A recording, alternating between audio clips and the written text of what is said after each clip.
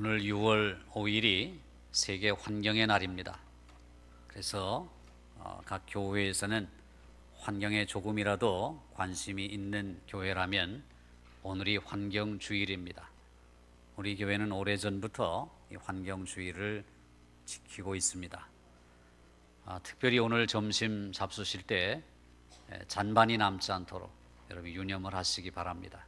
그래도 환경주일은 환경주일답게 식판에 음식을 꼭 잡수실 만큼만 담아가지고 남는 음식이 없도록 오늘은 제가 특별히 한번 음식 버리나 안 버리나 한번 둘러보고자 합니다.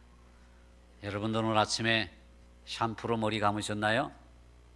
저는 대학 시절 이후에 지금까지 샴푸로 머리를 감지 않습니다. 비누로 이렇게 감고 와도 그리 밉지 않죠? 비누로 감아도 괜찮습니다. 괜찮아요. 샴푸라고 하는 것이 머리에도 안 좋고 사실은 환경적으로도 굉장히 좋지 않은 것입니다. 우리가 각종 세제를 너무나 남용하고 살아갑니다. 그런 것들 속에서 전부 안 좋은 그런 요소들이 이 땅을 더럽히고 있습니다. 요즘 그 가습기 살균제로 인해서 보도를 보고 있으면 정말로 화가 날 지경입니다. 그렇죠? 그저 좀 무덤덤하게 사시는 분들은 그러나 저러나 잘 안 사고 안 사용했겠지만 깔끔하게 그렇게 그래도 신경 써서 사시는 분들이 그런 것을 사다가 넣었을 텐데 그로 인해서 태아가 죽고 산모가 죽고 또 정상적인 아이들이 죽고 수많은 사람들이 죽은 것이 환경재앙입니다.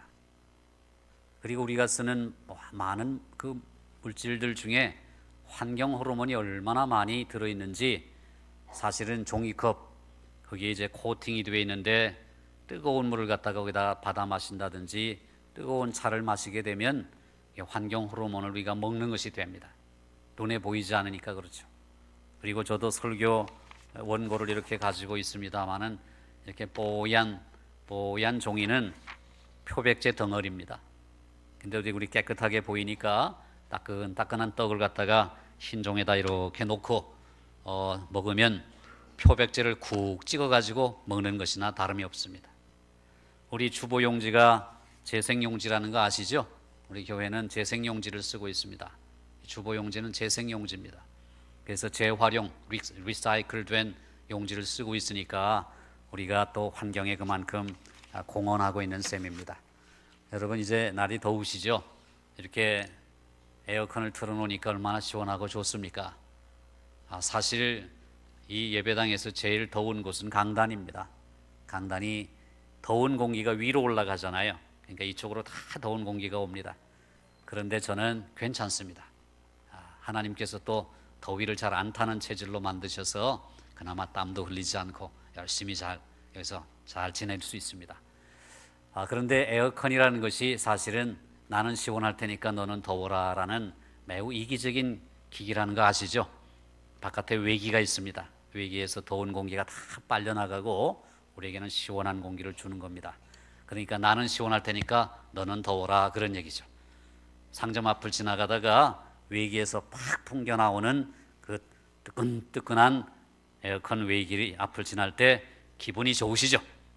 아이고 좋아라. 이렇게 따끈따끈한 공기가 나를 이렇게 쏘여주는구나. 천만의 말씀이요.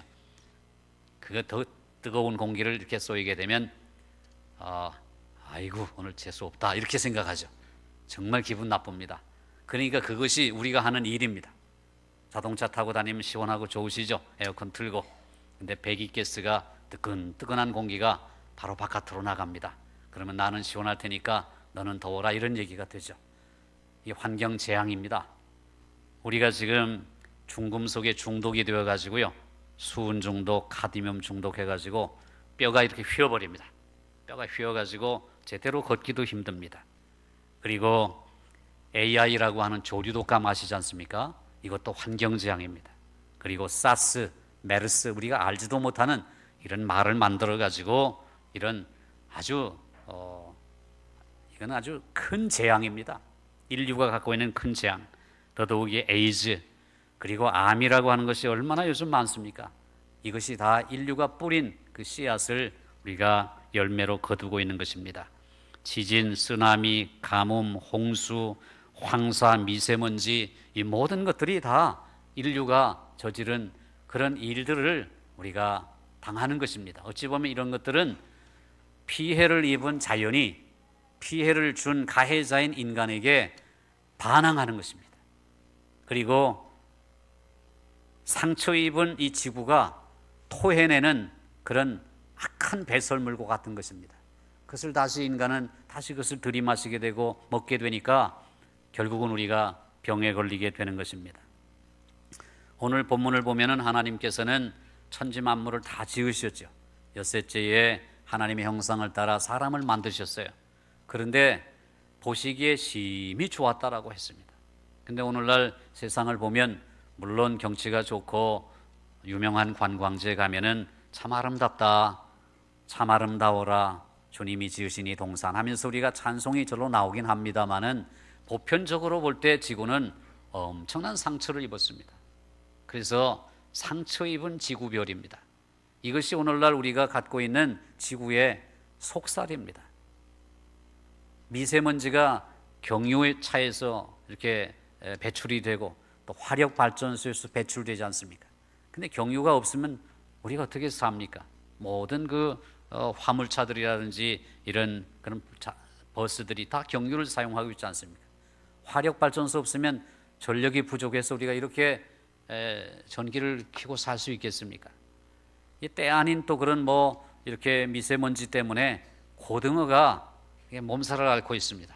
그래서 고등어가 값이 20% 떨어졌다 이렇게 보도가 돼서 또 서민들은 또 살만하게 됐습니다. 그런 것에 엉뚱하게 우리가 화살을 돌리기보다는 우리 인간이 화석 연료를 너무 많이 쓰는 겁니다. 절약하지 않은 거예요. 물을 절약하지 않습니다. 펑펑 써댑니다. 지구는 제가 2013년도 환경주의일 때도 말씀드렸습니다마는 어마어마한 상처를 입고 지금 있습니다. 첫째는 인구 문제입니다. 지금 세계 인구가 72억이다, 75억이다 이렇게 얘기하고 있는데요. 이 인구가 절반이었을 때가 1970년입니다. 1970년도에 인구가 36억이었습니다. 지금 72억, 75억이 됐으니까 불과 40여 년 만에 반세기도 되기 전에 인구가 2배나 뛰었습니다. 인구가 2배가 되었다는 얘기는 자원이 그만큼 많이 소용된다는 얘기죠. 그런데 인구가 증가하는 곳은 제3세계 아프리카 저개발국, 개발도상국 이런 나라에서 증가하지 선진국 같은 데서는 인구가 감소하고 있습니다. 그러니까 어려운 사람들이 점점 더 어려워지는 체제로 지구는 달려가고 있다는 것입니다. 오늘날 두 번째 심각한 문제가 굶주림입니다. 여러분 오늘 아침에 잘 조반을 드시고 오셨습니까? 뭐 의도적으로 안 잡수시는 분도 계시죠. 그런데 없어서 못 먹고 오신 분들 아마 우리 교회에 거의 없으실 겁니다. 저도 아침에 요만큼 먹고 나왔습니다. 그저 냉장고 열면 또 냉동고 열면 음식이 가득 채워지고 속에는 뭐가 들어있는지도 모를 정도로 우리는 풍요롭게 삽니다. 그런데 세계에서 굶주리는 사람들을 어깨를 딱딱 붙여가지고 일렬로 쫙 늘어 세워놓으면은 얼마나 긴 줄이 되느냐 하면은 지구를 13바퀴 도는 13바퀴. 어마어마한 줄이죠. 13바퀴나 돌아요, 지구를. 안 믿어지십니까? 제가 계산 다 한 겁니다. 8억 5천만 명 곱하기 어깨 넓이 0.6m 60cm 계산해 보십시오. 지구의 둘레가 4만 킬로입니다. 금방 계산이 나옵니다. 지구를 13바퀴 돌 만큼. 그렇게 가난한 사람들이 많은데요, 오늘 점심 식사 시간에 음식 남기면 죄악입니다. 죄악이에요. 없어서 굶주리는 사람이 얼마나 많은데요. 그래서 제가 늘 점심 때 이렇게 교회에서 식사하실 때마다 제가 늘 강조하잖아요. 밥알 한 톨도 남기지 마십시오. 싹싹 긁어서 잡수십시오. 잡수실 만큼만 들어가십시오. 왜 음식을 남겨서 버립니까? 김치 자기가 먹을 때 5쪽이 필요하면 딱 5쪽만 가져가지 왜 10쪽 가지고 가서 5쪽을 버리냐 그 말입니다. 우리가 버리는 음식 쓰레기가 북한 주민의 주식보다 많다는 것이 상식이 아닙니까? 죄악입니다. 그리고 세 번째 문제는 바로 식수의 문제입니다. 물의 문제예요. 우리가 물을 너무 아끼지 않고 씁니다. 그래서 우리가 OECD 국가 중에서 수도료가 이게 물값이 제일 싸대요. 사실 서민들이 어렵지만은 물값을 많이 올려야 됩니다. 그래야 절약하지 않겠어요? 샤워할 때 어떻게 하셔요? 딱 잠궈놓고 비누질 하세요? 아니면 딱 틀어놓고 비누질 하세요? 비누질 할 때는 잠궈놓고 비누질하고 헹굴 때만 틀어야 되지 않아요? 근데 왁 틀어놓고 그냥 내몰라라 합니다. 여러분, 공공 목욕탕에 이런 사우나에 가게 되면 이게 내 물 아니니까 막 틀어놓고 하는 경우가 있잖아요. 그러면 안 되는 거예요. 내 물 아니니까 더 아껴야 되는 거죠. 우리의 의식 구조가 바뀌어야 되는 거랍니다. 서구 사람들은 외국에 출장 가면요, 그저 별 3개짜리 이렇게 여관과 같은 곳에 일부러 찾아가서 값싼 음식을 먹고 그렇게 공무를 마치고 돌아간대요. 내 돈 아니니까 아끼는 거죠. 자기 돈 가지고 쓸 때는 특급 호텔에 가서 고급진 음식을 먹는다는 거예요. 내 돈일 때는 펑펑 쓰지만 공금일 때는 아끼는 것이 서구 사람들의 사고방식. 우린 거꾸로 되지 않습니까? 내 돈은 아끼고 남의 돈은 펑펑 쓰고. 이게 의식 구조가 뭐가 잘못되어 있는 거죠. 그러니까 공공장소에 가서 우리가 아끼고 절약해야 되는 겁니다.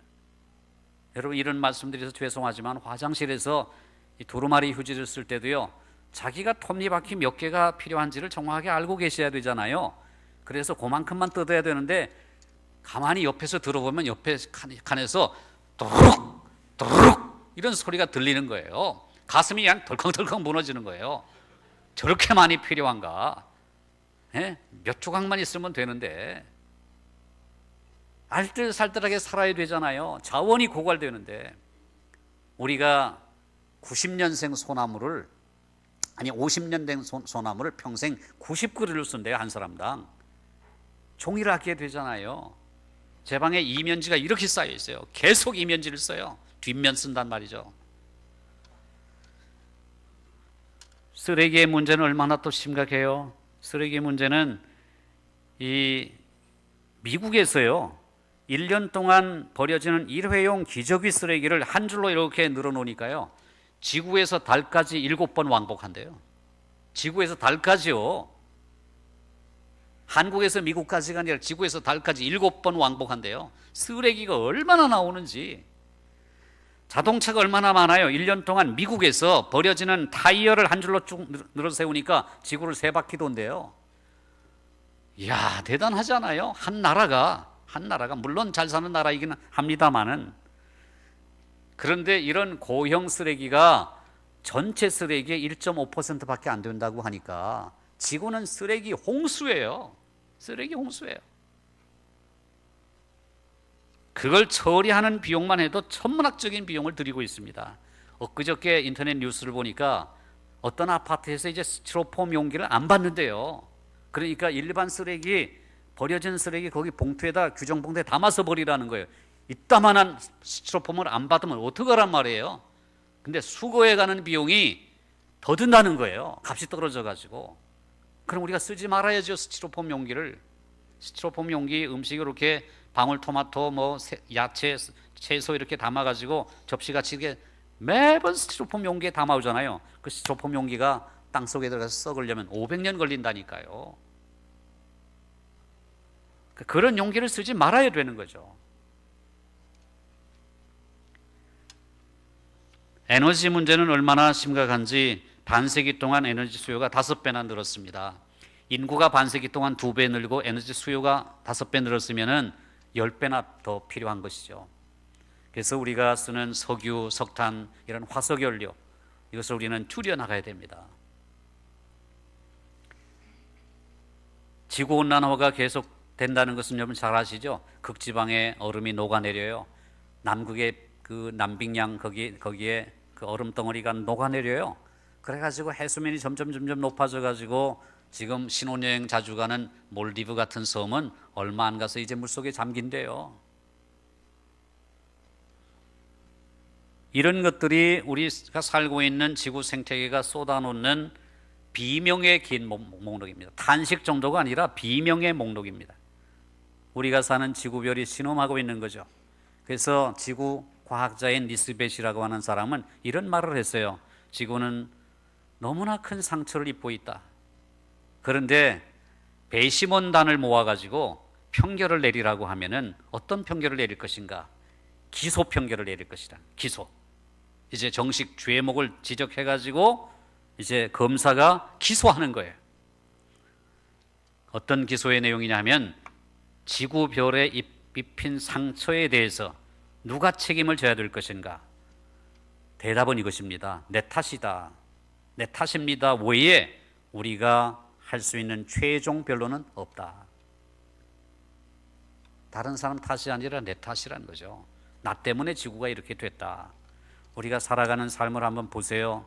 얼마나 탐욕과 욕심으로 지구를 파괴하며 사는지 말이죠. 우리는 철저히 회개해야 됩니다. 켈빈도 로마서 8장의 주석에서 뭐라고 말씀하고 있느냐면 모든 피조물이 아무 잘못도 없이 땅에서부터 저 하늘에 이르기까지 우리 인간의 죄 때문에 치러야 하는 고통으로 그 피조물들이 신음하고 있다 이렇게 했었어요. 로마서 주석에서 1500년대 살던 켈빈이 그때는 산업사회가 아니잖아요. 중세를 갓 벗어나서 근세로 접어드는 그런 시기에 뭐 얼마나 지구가 황폐하면 황폐하게 됐겠어요, 지금보다. 그런데 그때에도 켈빈은 그런 얘기를 했단 말이에요. 인간의 죄 때문에 당해야 할 그 고통을 피조물이 당하고 있다, 그렇게 갈파하고 있습니다. 요한계시록을 보면요, 계시록 11장 18절에 보면 하나님께서는 땅을 파괴한 사람을 심판하신대요. 물론 대소하고 주의 이름을 경외하는 자들에게 상을 주실 뿐만 아니라 또 땅을 망하게 하는 자들을 멸망시킬다. 하나님께서 땅을 망하게 하면 멸망시킨대요. 호세아 선지자는 인간의 죄로 인해서 땅이 슬퍼하고 거기 거하는 들짐승과 공중의 새가 다 쇠잔해질 것이다. 종의 멸종을 갖다 예언하고 있습니다. 뭐 때문에요? 인간의 죄 때문에. 들짐승과 공중의 새가 다 쇠잔할 것이요 바다의 고기도 없어질 것이다. 이런 동식물의 멸종도 인간의 죄 때문임을 호세아 선지자가 갈파했다니까요. 그 옛날 옛적에. 이사야 선지자는 뭐라고 말해요? 가뭄이나 자연재해 같은 게 인간의 죄로 말미암아 생긴데요, 땅이 온전히 공허하게 되고 온전히 황무하게 되리라. 이는 왜냐하면 사람들이 율법을 범하며 율례를 어기며 영원한 언약을 파하였습니다. 인간의 죄 때문에 땅이 공허하게 되고 황무하게 된다는 거예요. 예레미야 선지자는 인간이 그 죄로 인해서 비가 없어 지면이 갈라지고 들에 암쌌으면 새끼를 낳아도 풀이 없으므로 내버린대요. 자기 새끼를 내버린대요. 풀이 없으니까. 그리고 나귀들은 풀이 없으므로 눈이 아득하여 한다. 먹지를 못해가지고 그냥 비몽사몽간이 되는 거예요. 말라 죽는 거죠. 이런 땅의 황폐함은, 자연세계의 파괴는 우리의 죄악과 이처럼 밀접한 관계가 있다는 거죠. 우리의 교만함, 자기 만족, 자기 편의, 탐욕, 탐심 같은 이기심과 자아중심에서 비롯되는 인간의 죄악은 인간과 자연의 조화를 원하시는 하나님의 법칙과 어긋나는 것입니다. 오늘날 지진과 쓰나미, 각종 질병, 자연재해, 미세먼지 이런 것들과 관련된 바이러스나 세균 등은 결국 인간이 저지른 죄로 인해서 고통에 처하게 된 자연세계의 반란이라고 말해도 과언이 아닐 것입니다. 그래서 사도 바울은 로마서 8장에서 이 피조물도 썩어짐의 종로로 단 데서 해방되어서 영광의 자유에 이르기를 원한다, 그렇게 말씀하고 있는 것입니다. 이 말씀이 우리에게 두 가지 중요한 과제를 던져주는데요, 첫 번째는 모든 피조물은 상호 의존적이라는 거예요. 자연이 번성해야 인간이 행복해질 수 있어요. 인간의 본성은 자연의 본성과 불가분의 관계란 말이에요. 두 번째 과제는 뭐냐 하면 인간이 아닌 다른 피조물들을 치유하는 데는 인간의 역할이 필수적이라는 거죠. 왜? 우리는 하나님의 형상대로 지음받아서 정복하고 다스릴 수 있는 권한을 가졌기 때문입니다. 그런데 오늘 본문 말씀을 보면 하나님께서는 땅의 모든 생물들, 공중의 새들, 바다의 고기들을 정복하고 다스릴 수 있는 권한을 우리에게, 인간에게 주셨다고 하는데, 이 말씀은 한편으로는 흥분이 되고 한편으로는 위험스럽습니다. 흥분이 된다는 말은 무슨 말이냐면, 하나님께서 하나님의 형상대로 지어주신 우리 인간이 남녀노소 빈부귀천을 막론하고 누구든지 하나님의 존귀한 형상대로 지음받았다는 거예요. 그리고 하나님의 대리자로 부름받았다는 거예요. 이게 흥분되지 않습니까? 나 같은 존재가 어떻게 하나님의 대리자로 이 창조 세계를 다스리고 정복할 수 있는 권한을 갖게 되었는가? 가슴 벅찬 일입니다. 또 한편으로 위험스럽다는 것은 무슨 말이냐면, 옳다구나, 잘됐다, 하나님께서 우리에게 지배권을 주셨으니까 나 하고 싶은 대로 마음껏 해야 되겠다, 땅을 짓밟고 땅에 있는 모든 자원을 내 마음대로 써야지, 이렇게 생각할 수 있다는 거죠. 그게 위험스럽다는 것입니다. 우리가 아시다시피 이런 생각이 오늘날 생태학적 재앙을 가져오는데 한몫한 것입니다. 우리는 우리가 저질러 놓은 그런 상처 입은 지구별에 상처를 되입으면서 우리가 살아가고 있습니다. 하나님께서 우리에게 주신 다스림의 권한은 독재자나 폭군이 아닙니다. 언제나 공의와 사랑으로 다스리시는 하나님의 모습입니다. 제자들의 발을 씻기는 섬김으로 주되심을 보여주신, 선생되심을 보여주신 예수님의 모습처럼 섬김과 돌봄으로 일하는 우리는 정원사들입니다. 정원사가 아름다운 꽃을 갖다가 꺾고 잘라버리고 베버리고 없애버립니까? 예쁘게 잘 가꾸는 것입니다. 돌보는 것입니다. 그게 바로 청지기의 사명인 것입니다. 우리는 하나님의 나라의 완성을 바라보는 사람들입니다. 이 땅에 진정한 평화가 임하고 이 땅에 진정한 조화가 이루어지는 창조 세계의 보존을 위한 특명을 부여받은 사람입니다. 지금까지 우리 교회의 전통이 영혼의 구원, 그저 내가 한 사람 구원받으면 되지, 그런 생각에 사로잡혀 있습니다. 우리가 환경을 잘 보살피고 자연을 잘 보살핀다고 해서 구원받는 것은 아닙니다. 그것이 구원의 조건이 아니에요. 구원받은 성도로서 하나님 나라 시민답게 사는 책임 있는 청지기의 삶이죠. 그렇기 때문에 이것도 굉장히 소중한 것입니다. 지구는 하나님이 보시기에 심히 좋았던, 사람들이 열매를 맺고 숫자적으로 번성할 수 있는 그런 아름다운 곳이었습니다. 그런데 왜 지구가 이렇게 되었습니까? 바로 인간의 탐욕과 욕심 때문입니다. 오늘 우리가 직면하고 있는 두 가지 위기는, 하나는 자연 생태 환경의 파괴요, 다른 하나는 가난한 사람들의 궁핍입니다. 이 문제를 해결하는 방법은 한 가지밖에 없습니다. 우리가 덜 쓰고 더 많이 나누는 것입니다. 우리가 덜 쓰는 것 중요합니다. 그리고 더 많이 나누는 것 더 중요합니다. 환경과 정의라고 하는 두 마리 토끼를 잡기 위해서 길이 하나밖에 없습니다. 우리가 절약하고 아껴서 더 가난한 사람들에게 나누어 주는 것입니다. 그러면 같이 조화롭게 살아갈 수가 있는 것입니다.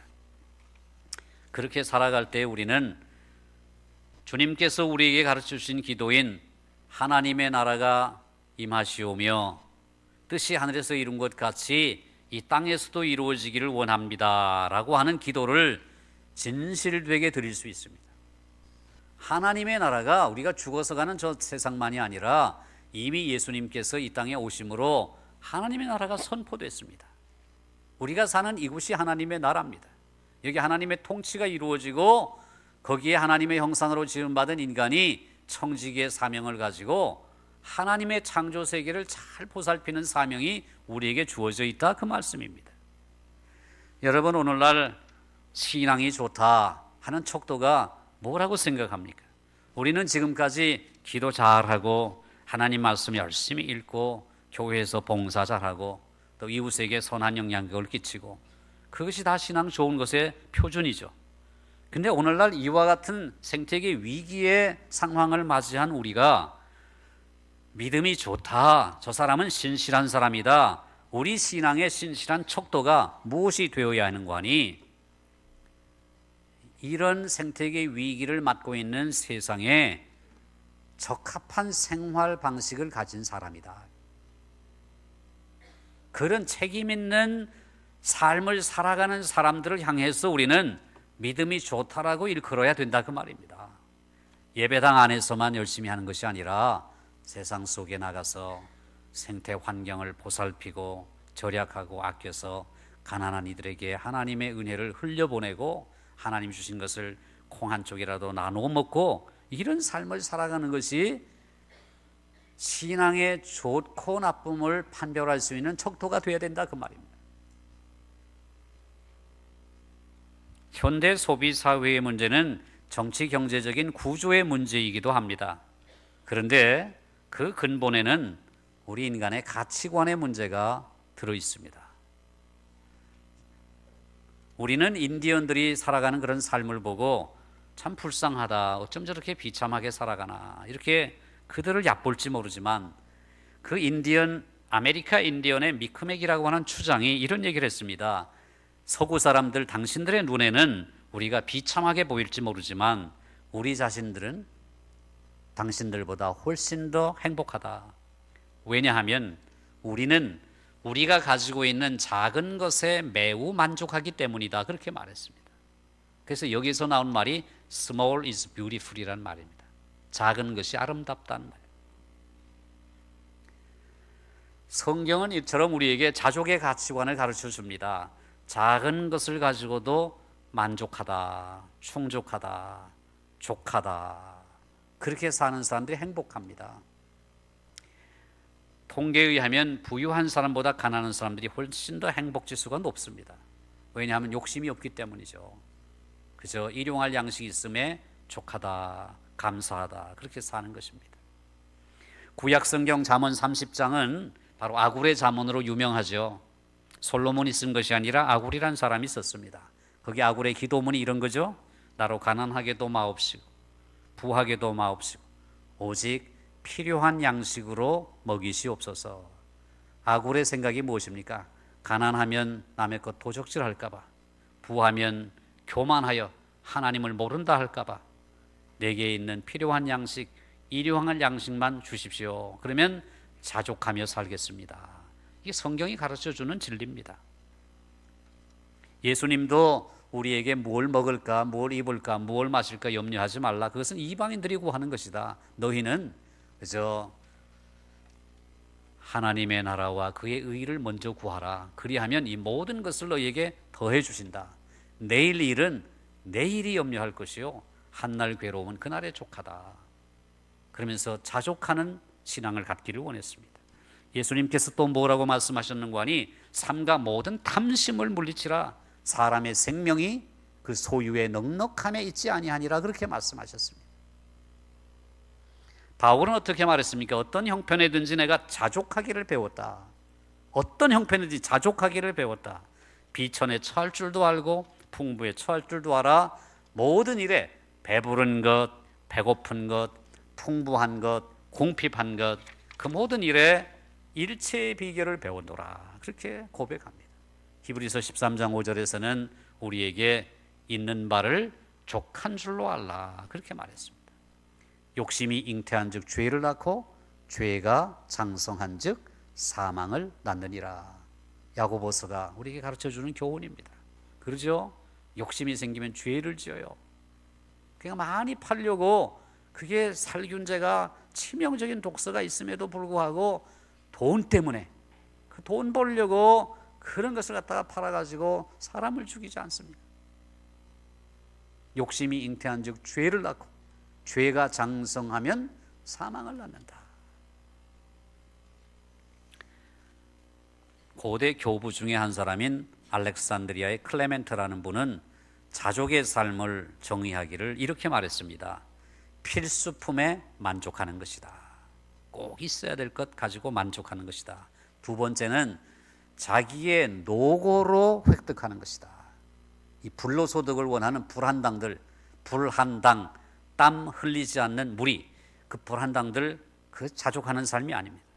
자신의 노고로 손으로 수고해서 노동의 대가를 얻으며 그 다음에 그것들로 삶이 행복하게 된다는 사실을 깨달은 사람, 이것이 자족하는 사람의 모습이다, 그렇게 말했습니다. 여러분, 요즘 이 시대에 이런 생태계 위기의 시대에 금욕이라고 하는 것도 우리도 다시 한번 정의해 볼 필요가 있습니다. 금욕, 이제 욕심을 금하는 거죠. 속에서 막 생기는 욕심을 금해요. 그래서 중세 수도원 그 제도는 속세에 들어가게 되면 눈으로 보고 죄를 짓고 욕심이 생기니까 아예 수도원에 처박혀 가지고 거기서 그냥 속세와 뚝 떨어져 가지고 거기서 이제 영성을 연마하고 신앙을 연마하는 그런 금욕 생활을 했습니다. 그런데 요즘 우리가 사는 이 시대의 새로운 금욕은 그런 금욕이 아니라 매사에 절제하는 것입니다. 그리고 소비 이데올로기에 빠지지 않는 것입니다. TV에서 아무리 홈쇼핑 광고가 나와도 나는 안 사리라, 이렇게 나는 안 사리라 이렇게 딱 다짐하는 겁니다.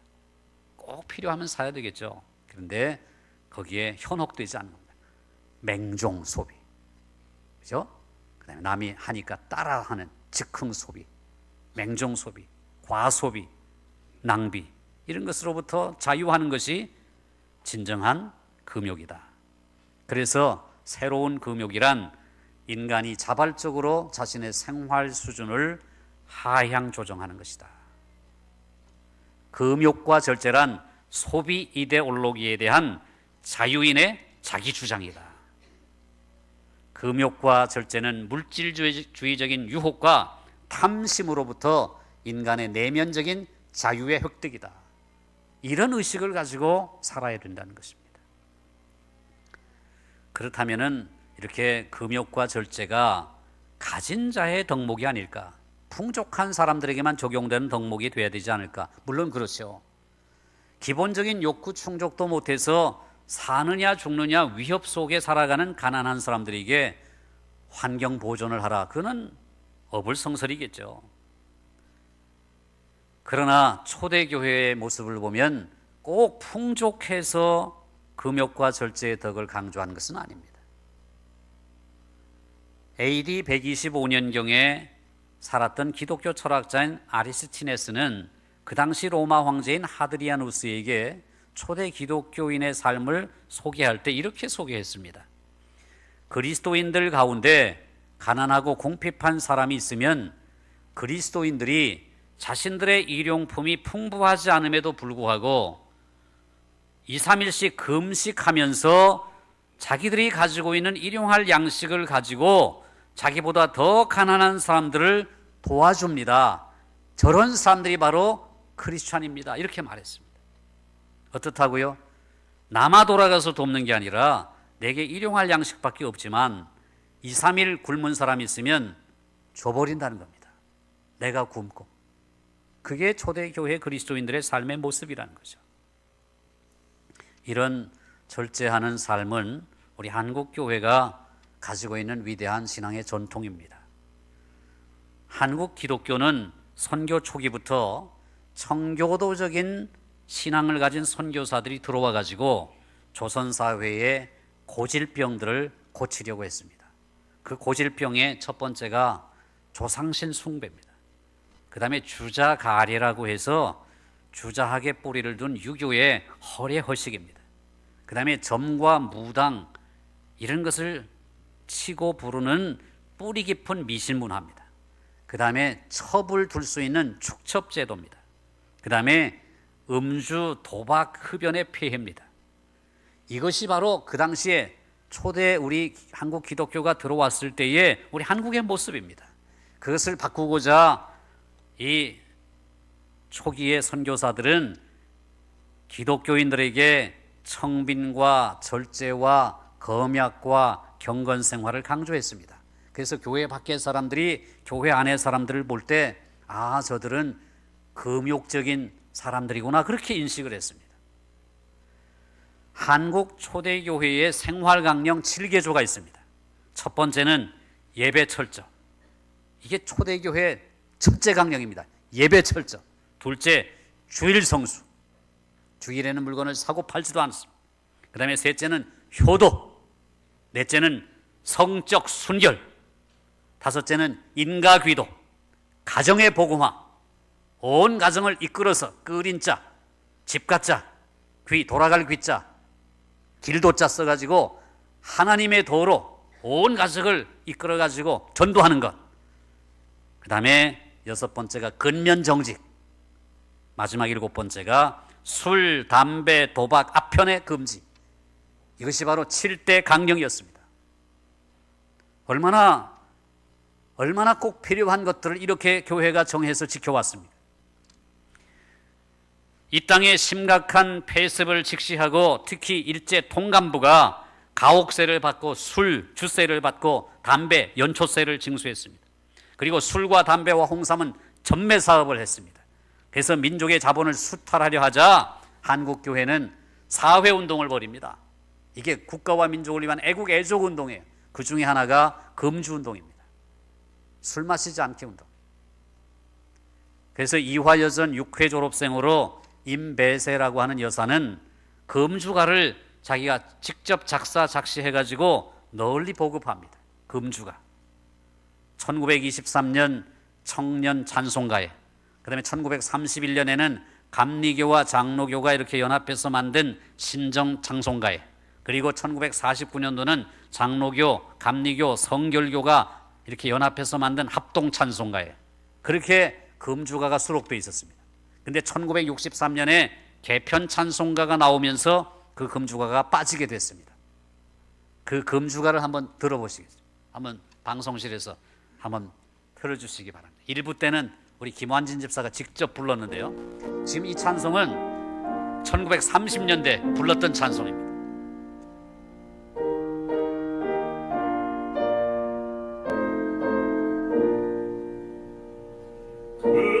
금수강산 내 동포여 술을 입에 대지 마라. 건강지역 손상하니 전치될 간을 두렵다. 마시지 마라. 그 술 보지도 마라. 그 술 조선사회 복받기는 금주함에 있느니라. 회가 망신될 독주는 빚돈에서 마시면서 자녀 교육 위하여는 일절한 고난 쓰려네. 마시지 마라. 그 술 보지도 마라. 그 술 조선사회 복받기는 금주함에 있느니라.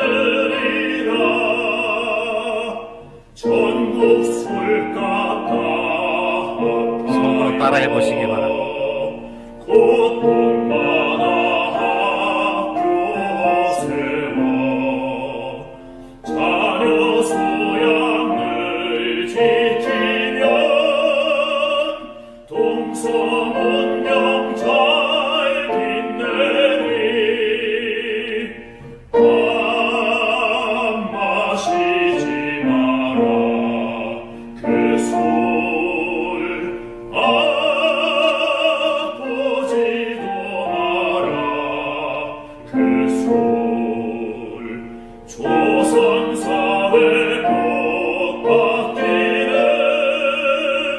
근조함에 있느니라. 천부 주신 내 재능과 부모님께 받는 귀태 술에 도끼 받지 말고 독가위에 일할지라. 마시지 마라 그 술. 보지도 마라 그 술. 조선사회 복받기는 금주함에 있느니라. 아멘. 우리 한국 교회가 1930년대, 40년대에 예배당에서 예배 중에 이 찬송을 불렀다는 겁니다. 사실 그 당시 한국 교회는 사회 경제적으로 소수이자 약자들이었습니다. 권세 있는 사람들이 없었고 또 배운 사람도 많지 않았습니다. 그런데 그들은 시대 상황에 끌려가는 사람들이 아니라 부패하고 타락한 이 땅의 썩은 문화를 변혁시키고 나라를 살리는, 민족을 먼저 생각하고 조국을 먼저 생각하고 애국 애족을 먼저 생각하는 그런 사람들이었습니다. 그래서 절제운동이 한국 교회로부터 시작된 것입니다. 그래서 이런 역사를 바탕으로 금주금연운동이 오늘까지 우리 한국 교회의 아름다운 표지가 된 것입니다. 한국 교회의 이러한 절제운동의 전통은 오늘날 생태계 위기에 직면해 있는 우리 시대에 시사하는 바가 큽니다. 우리는 생태계 위기로 인해서 이 지구가 멸망을 향해 달려가고 있다는 사실을 잘 알고 있습니다. 우리의 작은 노력이 그다지 큰 힘이 되지 못한다는 것도 알고 있습니다. 그러나 그럼에도 불구하고 우리는 예언자적인 입장에서 회개를 외쳐야 됩니다. 그리고 돌이켜야 됩니다. 그리고 삶의 방식을 바꿔야 합니다. 이것이 바로 결과는 비록 비관적이라 할지라도 끝까지 바른 진리를 외쳐야 할 선지자적인 사명입니다. 우리가 살아가는 삶의 방식은 하나님 나라의 방식이 되어야 합니다. 그래서 우리의 삶을 통해서 하나님 나라가 점점 더 완성되어 가야 되는 것입니다. 우리는 하나님 나라에 근접한 방식으로 살아야 할 의무가 있지 그 정반대 방향으로 나아갈 권리는 없습니다. 세상이 오염된 물로 가득 차 있어서 우리의 깨끗한 물 한 바가지가 아무런 영향을 미치지 못한다고 해도 여전히 우리에게는 더러운 물을 퍼부을 수 있는 권리가 없습니다. 다만 우리에게는 깨끗한 물을 퍼부어야 하는 의무만 있을 뿐입니다. 그것 때문에 저는 샴푸를 쓰지 않는 것입니다. 에어컨도 제 방에는 거의 틀지 않습니다. 혼자 있을 때는 절대로 틀지 않습니다. 한여름에도요. 그저 선풍기 한 대로 족합니다.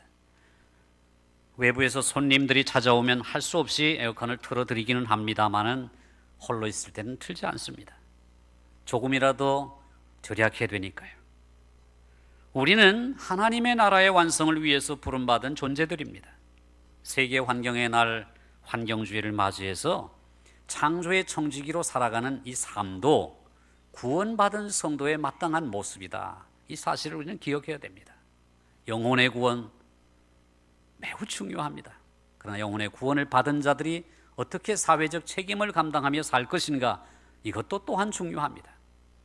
켈빈의 개혁주의는 바로 사회적 책임을 잘 감당하는 것이 진정한 개혁주의입니다. 오늘 우리 청량교회는 이와 같은 창조의 청지기 정신을 가지고 정말로 부패하고 황폐해되어가는 이 지구에서 우리가 조금이나마 우리의 작은 노력을 통해서라도 하나님의 나라를 보존하고 복원하는 일에 쓰임받게 되는 우리 성도들 교회가 되기를 주님의 이름으로 축원합니다. 우리 함께 기도합니다.